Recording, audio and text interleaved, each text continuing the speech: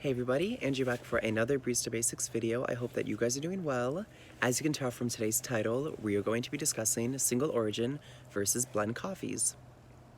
So, as you can imagine, the distinction between the two can be found in the names. It's, kind of an obvious distinction, but of course I can explain these in a little bit more detail. So to start off, we have single origin coffee, which, as the name implies, of course, is coffee that comes from a single origin, a specific region, a certain area in a certain coffee growing country. Pardon me. So for example, a specific region, a certain, farms within a specific area in Vietnam or in Ethiopia, Ivory Coast, Costa Rica, Guatemala, what have you. Sort of essentially just farms and growing areas that have similar soil conditions, similar climates, of course, can be considered, even, if they're not from just one specific farm, which is a more specific type of single origin coffee. Even if it's not just from one specific farm, it can still be considered single origin because it's coming from the same general area that, experiences the same sort of environmental conditions.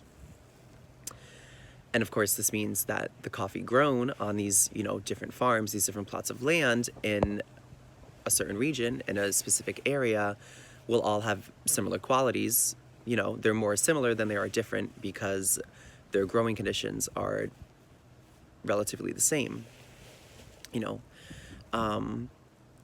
So that's single origin coffee. But to touch on something that I had just previously sort of alluded to like 15 seconds ago, there is a more specific type of single origin coffee called single estate or micro lot. It's also called micro lot coffee, where the coffee literally comes from one specific farm or one specific plot of land, and that's the coffee.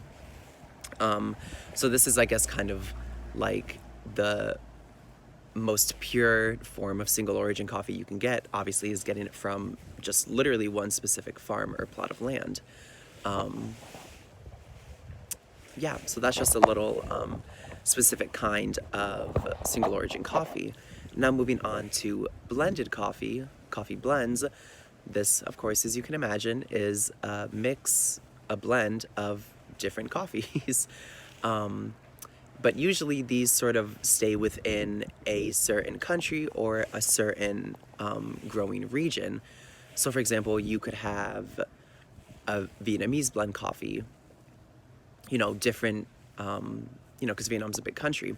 So there are lots of different regions, lots of different areas that come together to make that Vietnamese blend.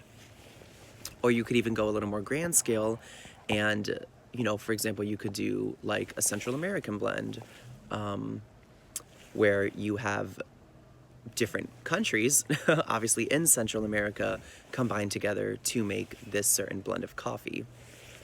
Now, a little bit more information about these guys before I end the video. Single origin coffee typically has more of a bold, kind of nuanced flavor to it, as you can imagine, because since it's not a mix of different kinds of coffee, the characteristics of that specific coffee grown in that specific region, that specific area, they get to shine through more.